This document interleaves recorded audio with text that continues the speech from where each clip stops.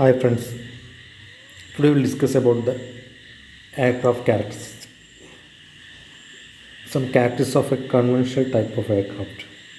Aircraft കുറച്ച് ക്യാരക്ടേഴ്സിനെ കുറിച്ചാണ് പഠിക്കുന്നത്. ഇതെങ്ങനെയാണ് നമ്മൾ എയർപോർട്ട് ഡിസൈൻ, എയർപോർട്ട് പ്ലാനിങ്ങിനെ ബാധിക്കുന്നതും കൂടി നമ്മൾ നോക്കുന്നു. ഓരോ എയർക്രാഫ്റ്റിനും അതിൻ്റെ ക്യാരക്ടറിസ്റ്റിക്സ് ഉണ്ട്. Okay, different types of characteristics എന്താണെന്ന് പറയാം. അപ്പോൾ ആ different types of characteristics airport പ്ലാനിങ്ങിനെ ഡയറക്റ്റ്ലി എഫക്റ്റ് ചെയ്യുന്നു, ഇൻഡയറക്റ്റ്ലി എഫക്റ്റ് ചെയ്യുന്നുണ്ട്. ഓക്കെ, എന്തൊക്കെയാണെന്ന് ആദ്യം നമ്മൾ എയർക്രാഫ്റ്റ് ക്യാരക്ടറിസ്റ്റിക്സ് എന്തൊക്കെയാണെന്ന് നമുക്ക് നോക്കാം. ഓക്കെ, ഫസ്റ്റ് വരുന്നത് ലിസ്റ്റ് വരുന്നത് ഫസ്റ്റ് വൺ എയർക്രാഫ്റ്റ് കപ്പാസിറ്റി, പിന്നെ എയർക്രാഫ്റ്റ് സ്പീഡ്, പിന്നെ aircraft weight and wheel arrangement, fuel spilling, jet blast, minimum circling radius, minimum turning radius, noise, range, size of aircraft, take off and landing distance, type of propulsion, tyre pressure, contact. ഇത്രയും കാര്യങ്ങളാണ് aircraft ക്യാരക്ടറിസ്റ്റിക്സിൽ വരുന്നത്. Okay, നമുക്ക് ഓരോന്നുമായി discuss ചെയ്യാം എന്തൊക്കെയാണ് എങ്ങനെ ഇതിനെ effect ചെയ്യുന്നതൊക്കെ. Okay, ഇതിൽ ആദ്യം എടുക്കുന്ന സമയത്ത് നമുക്ക് എയർക്രാഫ്റ്റ് കപ്പാസിറ്റി, ആ പേര് തന്നെ ഉണ്ട്. ഒരു എയർക്രാഫ്റ്റിന് എത്ര നമ്പർ ഓഫ് പാസഞ്ചേഴ്സും ബാഗേജും കാർഗോവും ഫ്യൂലും എല്ലാം അക്കോമഡേറ്റ് ചെയ്യാൻ പറ്റും. ഇതാണ് എയർക്രാഫ്റ്റ് കപ്പാസിറ്റി എന്ന് പറയുന്നത്. ഇത് നമ്മൾ എയർക്രാഫ്റ്റ് കപ്പാസിറ്റി എങ്ങനെ നമ്മൾ എയർപോർട്ട് പ്ലാനിങ്ങിൽ എഫക്റ്റ് ചെയ്യാം? തീർച്ചയായും എഫക്റ്റ് ചെയ്യും. കാരണം number of passengers, number of baggage, number of cargo, ഈ നമ്പർ ഓഫ് പാസഞ്ചേഴ്സ് വെച്ചിട്ടായിരിക്കും നമുക്ക് ടെർമിനൽ ബിൽഡിങ്ങിൽ ഡിസൈൻ ചെയ്യേണ്ടത്. എത്ര എയർക്രാഫ്റ്റ് ആ എയർപോർട്ടിൽ വരുമ്പോൾ, ഓക്കെ, ഇപ്പോൾ ഇതൊരു ദിവസം ഒരു 100 എയർക്രാഫ്റ്റ് അല്ലെങ്കിൽ ഒരു 10 എയർക്രാഫ്റ്റ് വരുന്നതായിരിക്കാം. ആ ഒരു 10 എയർക്രാഫ്റ്റിൽ എത്ര ആൾക്കാർ കപ്പാസിറ്റിയുള്ള എയർക്രാഫ്റ്റ്, അപ്പോൾ അത് ഇൻറ്റു 10, അത്രയും നമ്പർ ഓഫ് പാസഞ്ചേഴ്സ് അവിടെ വരുന്നതിൻ്റെ അർത്ഥം. അത്രയും പാസഞ്ചേഴ്സിനൊക്കെ പിക്കപ്പ് ചെയ്യാനുള്ള വെഹിക്കിൾസ്, അതൊക്കെ ഇവിടെ ഒരു ഫാക്ടർ തന്നെയാണ്. അപ്പോൾ എയർക്രാഫ്റ്റ് കപ്പാസിറ്റി ഒരു ഫാക്ടർ തന്നെയാണ്. അതുപോലെ തന്നെ അതിൻ്റെ ബാഗേജും ഫ്യൂവലും നമ്മൾ ഫില്ലിങ് സമയത്ത് എത്രത്തോളം ഫ്യൂവൽ ആ എയർക്രാഫ്റ്റ് താങ്ങും, അപ്പോൾ അത്രത്തോളം സ്റ്റോറേജ് അത് ആവശ്യമുണ്ട്. ഇതൊക്കെ അറിയാം. പിന്നെ സൈസ് ഓഫ് എയർക്രാഫ്റ്റ്, ഇതിൽ aircraft capacity size of aircraft depend ചെയ്യുന്നുണ്ട്. കുറച്ച് കാര്യങ്ങളൊക്കെ ഈ സ്പീഡ് ഡിപ്പെൻഡ് ചെയ്യും. ഇതൊക്കെ നമ്മൾ എയർപോർട്ട് പ്ലാനിങ്ങിന് ബാധിക്കും. അതാണ് അതിൽ ഏറ്റവും ഇമ്പോർട്ടൻ്റ് എന്നാണ് എയർക്രാഫ്റ്റ് കപ്പാസിറ്റി. ഇത്രയും കാര്യമാണ് അതിൽ വരുന്നത്. നെക്സ്റ്റ് വരുന്ന എയർക്രാഫ്റ്റ് സ്പീഡാണ്. ഓക്കെ, ഈ 2 ടൈപ്പ് സ്പീഡുണ്ട്. ഒന്ന് എയർ സ്പീഡും ഗ്രൗണ്ട് സ്പീഡും. ഓക്കെ, ഗ്രൗണ്ട് സ്പീഡാണ് ഏറ്റവും ഇമ്പോർട്ടൻ്റ് ആയി വരുന്നത്. നമ്മൾ റൺവേ ലെങ്ത്തും കാര്യങ്ങളൊക്കെ നോക്കാൻ വേണ്ടി ഗ്രൗണ്ട് സ്പീഡ് അത്യാവശ്യമാണ്. അതുപോലെ തന്നെ എയർ സ്പീഡ് ആവശ്യമുണ്ട്. എത്രയും നമ്മൾ സോണിങ് കൊടുക്കുന്ന സമയത്ത്, നമ്മൾ എയർപോർട്ട് പ്ലാനിങ് സമയത്ത് സോണിങ് കൊടുക്കുന്ന സമയത്ത് എത്രത്തോളം ഡിസ്റ്റൻസ് നമ്മൾ കവറേജ് കൊടുക്കണം, എത്രത്തോളം ഡിസ്റ്റൻസ് സോണിങ്ങിൻ്റെ പരിധിയിൽപ്പെടുത്തണം, അവിടെയൊക്കെ ബിൽഡിംഗ് റെസ്ട്രിക്ഷൻ കൊടുക്കും. ഇതൊക്കെ നമ്മൾ വരുന്ന എയർക്രാഫ്റ്റിൻ്റെ സ്പീഡും വെച്ച് നോക്കണം. ഇപ്പോൾ ഒരു ജസ്റ്റ് ഫോർ എക്സാമ്പിൾ ഒരു എയർക്രാഫ്റ്റ് പെട്ടെന്ന് സ്പീഡ് കുറയ്ക്കാനും കൂട്ടാനും പെട്ടെന്ന് ലാൻഡ് ചെയ്യാൻ പറ്റുന്നുണ്ടെങ്കിൽ കുഴപ്പമില്ല. പക്ഷേ ചില എയർക്രാഫ്റ്റിന് സ്പീഡ് കുറച്ച് ഡിസ്റ്റൻസ് കുറച്ച് താഴേക്ക് ലാൻഡ് ചെയ്യുന്ന സമയത്ത് അതിൻ്റെ ടൈമിംഗ് എടുക്കുന്നുണ്ടെങ്കിൽ നമ്മൾ തീർച്ചയായും നമ്മുടെ സോണിങ് നമ്മൾ ചെയ്യണം ഒരു പർട്ടിക്കുലർ എയർ ഡിസ്റ്റൻസിലാണ് പറയുന്നത്. ഓക്കെ, ഇനി നെക്സ്റ്റ് വരുന്നത് എയർക്രാഫ്റ്റ് വെയിറ്റ് ആണ്. ഓക്കെ, ആദ്യം പറഞ്ഞ എയർക്രാഫ്റ്റ് കപ്പാസിറ്റി എയർക്രാഫ്റ്റ് വെയിറ്റ് ചെറിയൊരു ബന്ധമുണ്ട്. പക്ഷേ ഇത് എന്താണ് എയർക്രാഫ്റ്റ് വെയിറ്റ് എവിടെയാണ് ബാധിക്കുന്നത്? തീർച്ചയായും റൺവേയും ടാക്സി വേ പേയ്മെൻറ്റിലും. എന്താണ് ടാക്സി വേ പറഞ്ഞാൽ വേറൊന്നുമല്ല, നമ്മൾ റൺവേ പറഞ്ഞാൽ എയർ ലാൻഡിങ് ചെയ്യുന്ന സ്ഥലമാണ് റൺവേ. ടാക്സി വേ എന്ന് പറഞ്ഞാൽ നമ്മൾ അത് കഴിഞ്ഞ് നമ്മൾ എയർക്രാഫ്റ്റ് പിന്നെ നമ്മുടെ ഗ്രൗണ്ടിൽ കൂടി ലാൻഡിൽ കൂടി പോകുന്ന ഒരു പാത്തിനാണ് ടാക്സി വേ എന്ന് പറയുന്നത്. ഇത് ഡീറ്റെയിൽഡ് ആയിട്ട് നമ്മൾ നെക്സ്റ്റ് നമ്മൾ നോക്കും ആ സെക്ഷനിൽ വരുമ്പോൾ. ജസ്റ്റ് മനസ്സിലാക്കുക, നമ്മുടെ ലാൻഡിങ്ങിന് അല്ലാതെ റൺവേ അല്ലാതെ വേറെ പേയ്മെൻറ്റ് പാത്താണ് ടാക്സി എന്ന് പറയുന്നത്. ഇതിൻ്റെയൊക്കെ തിക്നെസ്സും ഡിസൈനും ഒക്കെ ഡിപ്പെൻഡ് ചെയ്യുന്ന എയർക്രാഫ്റ്റ് വെയിറ്റാണ്. കൂടുതൽ വെയിറ്റുകൾ കൂടുതൽ തിക്നെസ്സും അതിൻ്റെ രീതിയിൽ നമ്മൾ സ്ട്രെങ്ത്നെസ്സും ഇതിൽ നമ്മൾ ഡിസൈൻ ചെയ്ത് വെക്കും. ഇതിൽ എയർക്രാഫ്റ്റ് വെയിറ്റ് 2-3 ടൈപ്സ് ഉണ്ട്. ഒന്ന് വരുന്നത് maximum gross take off weight. ഈ maximum gross take off weight എന്ന് പറയുന്നത് എയർക്രാഫ്റ്റിൽ സർട്ടിഫൈ ചെയ്ത മാക്സിമം വെയിറ്റ് താങ്ങാൻ പറ്റുന്നതാണ് മാക്സിമം ഗ്രോസ് വെയിറ്റ് പറയുന്നത്. അതാണ് ഏറ്റവും മാക്സിമം വരുന്നത്. ആ ലോഡ് വെച്ചാണ്, ആ വെയിറ്റ് വെച്ചാണ് നമ്മൾ പേയ്മെൻറ്റ് ഡിസൈൻ ചെയ്യുന്നത്. അവിടെയുള്ള റൺവേയിലും ടാക്സി വേയിൻ്റെയും ഡിസൈൻ ചെയ്ത് ഈ maximum gross take off wait വെച്ചാണ്. ഓക്കെ, അത് ഇമ്പോർട്ടൻ്റ് ആണ്. എക്സാം പോയിൻ്റ് ഓഫ് വ്യൂവിൽ ഇപ്പോൾ എന്തെങ്കിലും ഏത് ഡിസൈൻ ലോഡ് വെച്ചാണ് നോക്കുന്നത്, ബാക്കിയുള്ള വെയിറ്റ്സൊക്കെ വെച്ചുമ്പോൾ മാക്സിമം ഗ്രോസ് ടേക്ക് ഓഫ് വെയിറ്റാണ് എടുക്കുന്നത്. നെക്സ്റ്റ് വരുന്നത് മാക്സിമം സ്ട്രക്ചറൽ ലാൻഡിങ് വെയിറ്റ്. ഇത് വേറൊന്നുമല്ല, സ്ട്രക്ചറൽ ലാൻഡിങ് വെയിറ്റ്. ആ പേര് തന്നെയുണ്ട്. നമ്മൾ നേരത്തെ പറഞ്ഞ maximum gross take off wait. അതിൽ നമ്മൾ ലാൻഡ് ചെയ്യുന്ന സമയത്ത് കുറച്ച് വെയിറ്റ് അതിന് ലോസ് ആയിട്ടും എന്തായാലും ലോസ് ആയിട്ടുണ്ടാവുക. നമ്മൾ ആ വെയിറ്റ് നമ്മൾ ഫ്ലൈറ്റ് എയറിൽ കൂടി പോകുന്ന സമയത്ത് ഫ്ലൈ ശേഷം അതിൽ നിന്ന് ഫ്യൂവൽ കൺസ്യൂം ചെയ്തിട്ടുണ്ടാവും. ആ ഫ്യൂവൽ കൺസംഷൻ നമുക്ക് എന്തായാലും അറിയാം, അത് വലിയൊരു വെഹിക്കിളാണ്, എയർ കൂടെ പോകുന്നതാണ്, അത്യാവശ്യം വലിയൊരു എമൗണ്ട് ഫ്യൂവൽ അത് കൺസ്യൂം ചെയ്യും. ആ വെയിറ്റ് അതിൽ നിന്ന് ഓട്ടോമാറ്റിക്കലി കുറയും. അപ്പോൾ നമ്മൾ ലാൻഡ് ചെയ്യുന്ന സമയത്തുള്ള weight maximum structural landing weight ആണ്. അപ്പോൾ ഇതിനെ കിട്ടുന്നതാണ് നമ്മൾ ഗ്രോസ് വെയിറ്റിൽ നിന്ന് നമ്മൾ weight of fuel consuming during trip മനസ്സിലെങ്കിൽ നമുക്ക് മാക്സിമം സ്ട്രക്ചറൽ ലാൻഡിങ് വെയിറ്റ് കിട്ടും. നെക്സ്റ്റ് പറഞ്ഞാൽ ഓപ്പറേറ്റിംഗ് എം ടി വെയിറ്റ് ആണ്. ഓക്കെ, ഇതിൽ ഉൾപ്പെടുന്നത് including crew and all necessary gear required for flight. All necessary crew എന്താണെന്നറിയാം, പിന്നെ വരുന്ന all necessary gear required for the flight. ഈ ഗിയർ എന്നുള്ള വാക്ക് നമുക്ക് ഫെമിലിയർ ഉള്ള വാക്കല്ല, നമ്മൾ നോർമലി വെഹിക്കിളിലെ ഗിയർ അല്ല ഇത്. നമ്മളിപ്പോൾ എയർക്രാഫ്റ്റ് നിങ്ങൾ ശ്രദ്ധിച്ചിട്ടുണ്ടാകും, ഫിലിമിലൊക്കെ നമ്മൾ ഫ്ലൈറ്റ് എയറിൽ പോകുന്ന സമയത്ത് അതിനുള്ള ടയർ എന്നുള്ള സംഭവം കാണാൻ പറ്റില്ല, അത് ഉള്ളിലേക്ക് പോയിട്ടുണ്ടാകും. അതിനാണ് ഇവിടെ ഗിയർ എന്ന് പറയുന്നത്. അത് ലാൻഡ് ചെയ്യുന്ന സമയത്ത് മാത്രമേ പുറത്തേക്ക് വരുള്ളൂ. ഓക്കെ, അതിൻ്റെ വെയിറ്റാണ് ഉദ്ദേശിക്കുന്നത്. ആ വെയിറ്റും ഇത് നമ്മൾ ഈ ഫ്ലൈറ്റ് മുകളിൽ പറക്കുന്ന സമയത്ത് ഇത് ഈ ഗിയർ ഈ വീൽ ആവശ്യമില്ല, നമുക്ക് ഈ ലാൻഡ് ചെയ്യുന്ന സമയത്ത് ആവശ്യമുള്ളൂ. ഓക്കെ, അതിൻ്റെ വെയിറ്റും ക്രൂവിൻ്റെ വെയിറ്റൊക്കെ ഉൾപ്പെടുത്താണ് ഓപ്പറേറ്റിംഗ് എം ടി വെയിറ്റ്. ഇതിലൊരിക്കലും പേലോഡും ഫ്യൂവലും വരില്ല. എന്താണ് പേലോഡെന്ന് പറയാം. ഓക്കെ, പേലോഡും ഫ്യൂവലോഡും വരില്ല. പേലോഡ് പറഞ്ഞാൽ വേറൊന്നുമല്ല, ആ പേ എന്ന ആ വാക്കത്തിനുണ്ട് പേ ലോഡ്, റവന്യൂ ജനറേറ്റിംഗ് ചെയ്യാൻ പറ്റുന്ന ലോഡ്സ് എന്തൊക്കെയാണ് ഒരു ഫ്ലൈറ്റിൽ. അത് പാസഞ്ചേഴ്സിൻ്റെ വെയിറ്റ്, അവർ നമ്മൾ ഫീ കളക്ട് ചെയ്യുന്നുണ്ട്. അവരുടെ ബാഗേജ്, അതിന് നമ്മൾ ഫീ കളക്ട് ചെയ്യുന്നുണ്ട്. മെയിൽ ആൻഡ് കാർഗോ, അതിലിപ്പോൾ ലെറ്റേഴ്സ് കാർഗോ കാര്യങ്ങൾ, കാർഗോ എയർപോർട്ട് കാർഗോ, അല്ലെങ്കിൽ ഇവരുടെ ലഗേജസ്, അതിനൊക്കെയാണ് പേ ലോഡ് എന്ന് പറയുന്നത്. നമുക്ക് റവന്യൂ ജനറേറ്റ് ചെയ്യാൻ പറ്റുന്ന ലോഡിനൊക്കെയാണ് പേ ലോഡ് എന്ന് പറയുന്നത്.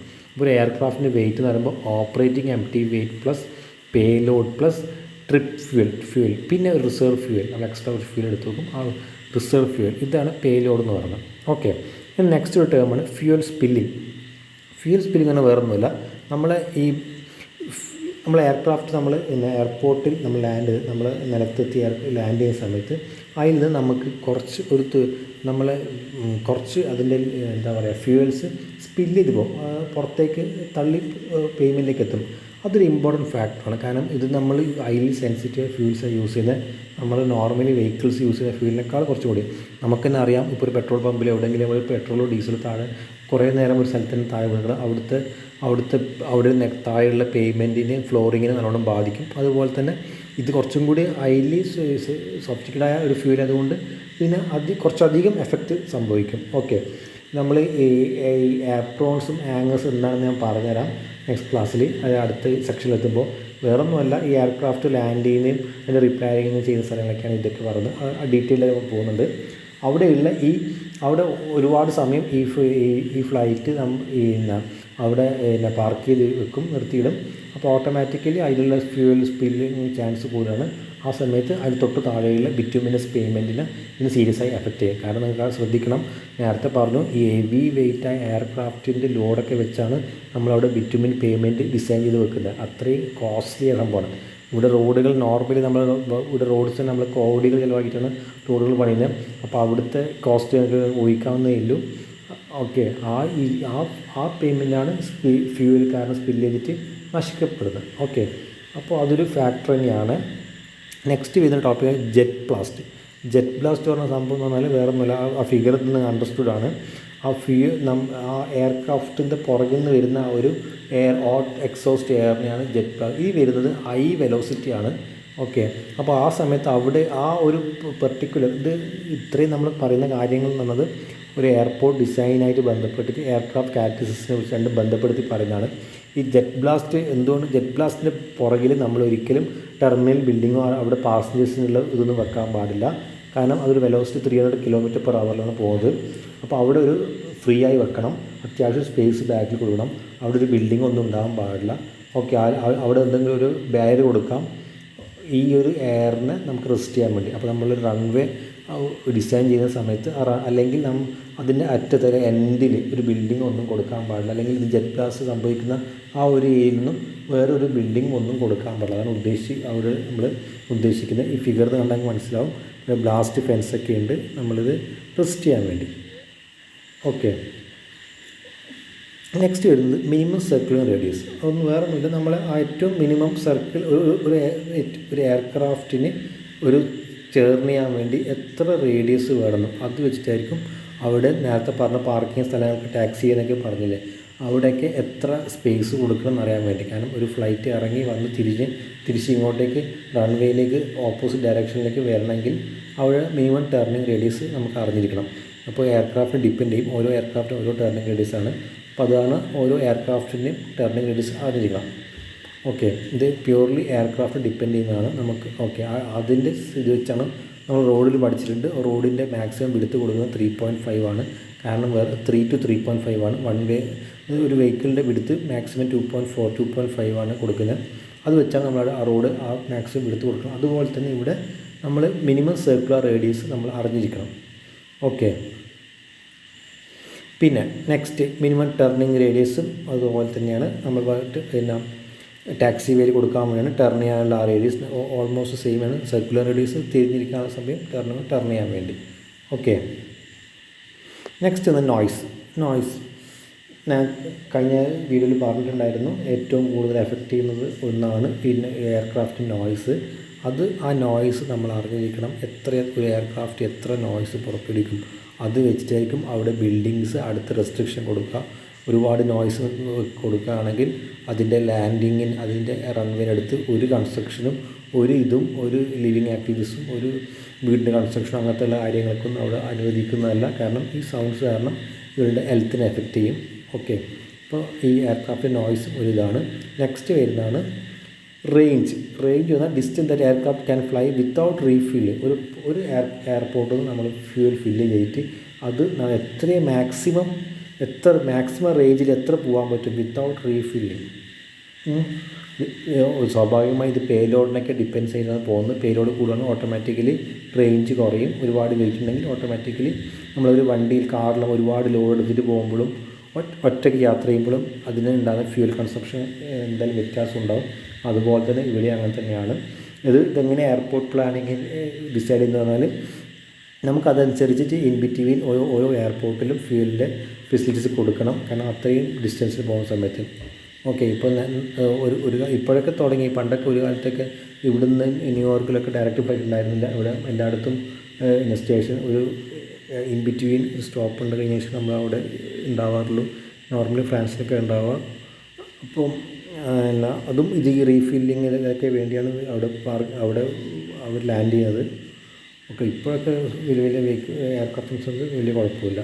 മേജർ ഇതൊക്കെ വന്നു തുടങ്ങി. Next size of aircraft. നേരത്തെ പറഞ്ഞാൽ തന്നെ ഒരു കണ്ടിന്യൂഷൻ തന്നെയാണ്. സൈസ് ഓഫ് എയർക്രാഫ്റ്റിൽ നമുക്ക് തീർച്ചയായും ലെങ്ത് ഓഫ് എയർക്രാഫ്റ്റ് ഇടണം. ലെങ്ത് ഓഫ് എയർക്രാഫ്റ്റ് എങ്ങനെ അറിയുന്നത് ടേർണിംഗ് റേഡിയസൊക്കെ നോക്കാൻ വേണ്ടി ഗിയർ ത്രെഡ് ഇടണം. ഗിയർ ത്രെഡ് എന്താ ഉദ്ദേശിക്കുന്നത് നേരത്തെ ഞാൻ പറഞ്ഞു, ആ വെഹിക്കിൾ ടയറിനെ ഉദ്ദേശിക്കുന്ന ഒരു ഡിസ്റ്റൻസ്. അപ്പോൾ അത് വെച്ചായിരിക്കും നമ്മൾ വിടുത്ത് നോക്കുക. ഹൈറ്റ് അറിഞ്ഞിരിക്കണം. ഹൈറ്റ് ഇമ്പോർട്ടൻറ്റ് ഫാക്ടറാണ്. നമ്മൾ ആങ്ങറൊക്കെ അത് പാർക്കിംഗ് ഏരിയ ഒക്കെ ഡിസൈൻ ചെയ്യുന്ന സമയത്ത് ഇതൊക്കെ നമ്മൾ അതിന് റൂഫിങ് കൊടുക്കേണ്ടി വരും. അപ്പോൾ എത്ര ഹൈറ്റിലാണ് ഇത് കൊടുക്കാൻ നോക്കാൻ വേണ്ടി ഈ എയർക്രാഫ്റ്റിൻ്റെ ഹൈറ്റ് ഒരു ഫാക്ടർ തന്നെയാണ്. ടെയിൽ വിടുത്ത് അതും പാർക്കിങ്ങിന് വേണ്ടി സംഭവമാണ്. വീൽ ബേസ് അത് ടാക്സി വേ എന്താണെന്ന് പറഞ്ഞു. നമ്മളെ നോർമലി റൺവേനേക്കാളും വിട്ടിട്ട് നമ്മൾ പോകുന്ന പേയ്മെൻറ്റ്, അതായത് എയർക്രാഫ്റ്റ് ഇപ്പോൾ ആപ്രോണിലോ പാർക്കിംഗ് ഏരിയയിലൊക്കെ പോകാൻ വേണ്ടി ഉള്ള പ്രൊവൈഡ് ചെയ്യുന്ന ഒരു പേയ്മെൻറ്റ് സർവീസിനാണ് ടാക്സി വേ എന്ന് പറയുന്നത്. ഓക്കെ, നെക്സ്റ്റ് ആണ് വിങ് സ്പാൻ ആണ്. Distance between two parallel traffic വേസിനാണ് വിങ് സ്പാൻ എന്ന് പറയുന്നത്. Okay, width of hangar gate ഇതിനൊക്കെയാണ് വിങ് സ്പാൻ എന്ന് പറയുന്നത്. വിഡ്ത്താണ് ഉദ്ദേശിക്കുന്നത്, വേറൊന്നുമില്ല. ഇതെല്ലാം ഇതിൽ പറഞ്ഞ കാര്യങ്ങളൊക്കെ ഓൾമോസ്റ്റ് കാര്യങ്ങളും ഫിഗറിൽ റെപ്രസെൻറ്റ് ചെയ്തിട്ടുണ്ട്. ഓക്കെ, ഇത് കണ്ടതാണ് ഗിയർ. ഈ ടയറിനെയാണ് ഗിയർ ഉദ്ദേശിക്കുന്നത്. ഓക്കെ, വിങ് സ്പാൻ എന്ന് പറഞ്ഞാൽ ഈ വിഡ്ത്താണ്. നേരത്തെ പറഞ്ഞ് മനസ്സിലായാലും ഈ എന്താണ് wingspan. Tail width, wingspan, height, wheelbase എല്ലാം അതിൽ കൊടുത്തിട്ടുണ്ട്. ഓക്കെ,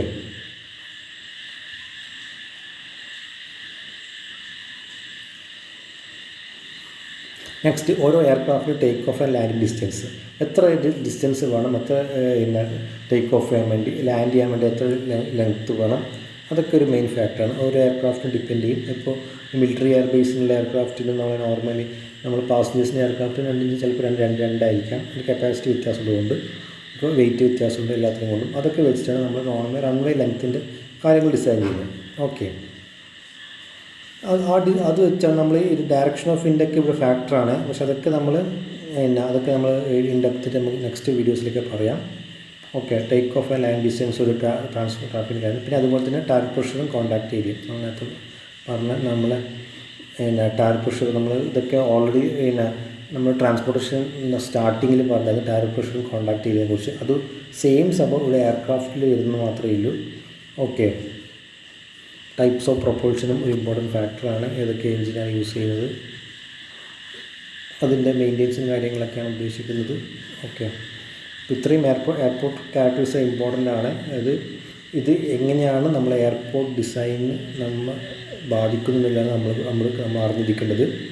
എല്ലാ പോയിൻറ്റ്സും നമ്മൾ നോക്കി വെച്ചു. ഫസ്റ്റ് എയർക്രാഫ്റ്റ് കപ്പാസിറ്റിയാണ് പറഞ്ഞത്, പിന്നെ aircraft speed, weight, fuel spilling, jet blast, circular radius, turning radius, എത്താണ് minimum circular minimum turning radius, noise, range, പിന്നെ പറഞ്ഞ സൈസ് ഓഫ് എയർക്രാഫ്റ്റ് കൂടി പറഞ്ഞു, ടേക്ക് ഓഫ് ആൻഡ് ലാൻഡ് ഡിസ്റ്റൻസിനെ കുറിച്ച് പറഞ്ഞു, ടൈപ്സ് ഓഫ് പ്രൊപ്പൾഷൻ, പിന്നെ tyre pressure, contact area. Okay, thank U.